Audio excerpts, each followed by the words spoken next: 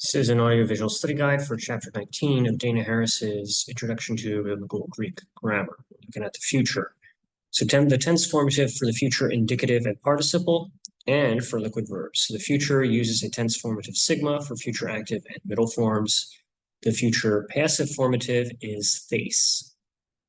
The same morphological changes that occur when a sigma is added to a consonantal stem for third declension nouns and first aorist indicatives apply with the tense formative sigma in future active and middle tense forms. So, for example, you've got a kappa, got a sigma, they go together, you end up with xe.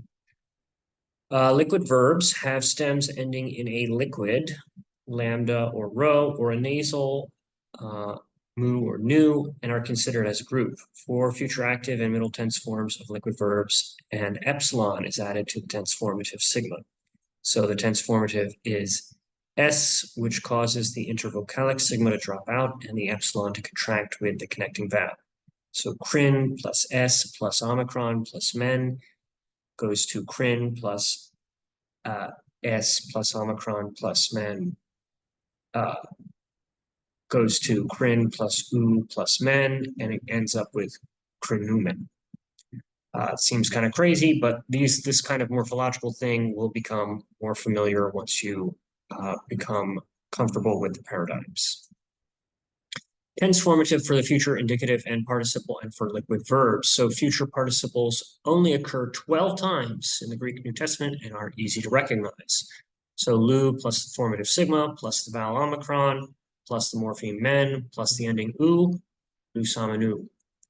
The future active tense stem, lu, plus the future passive tense formative thais, plus the connecting vowel omicron, plus the participle morpheme men, plus the case ending u, lu thaisamanu. It's a bit of a mouthful, but pretty easy to recognize, which means you don't actually have to memorize these paradigms.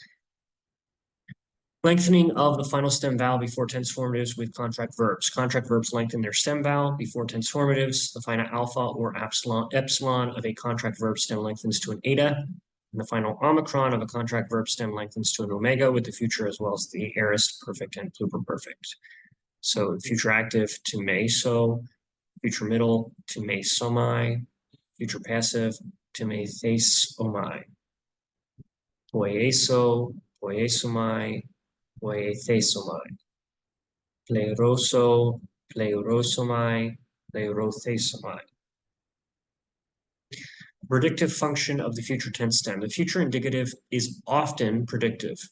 So we have here poloi erusin moi en ekene te himera, Kyrie, Kyrie. Many will say to me on that day, Lord, Lord. Hode parakletos to pneuma to hagion, ho pempse ho pater ento onomati mu kenos humas didaxe panta. But the Paraclete, the Holy Spirit, whom the Father will send in my name, that one will teach you all things. Kai kaleses to onoma avtu Iesun, and you will call his name Jesus. So predictive in all those examples. Volitional or imperatival function of the future tense stem. Sometimes, especially with OT quotations, the future tense form indicates a command or a volitional or imperatival function. Hagioi esteste, hotiego hagios. Be holy because I am holy, and you should recognize that as a command from the Old Testament. So it uses the future tense stem.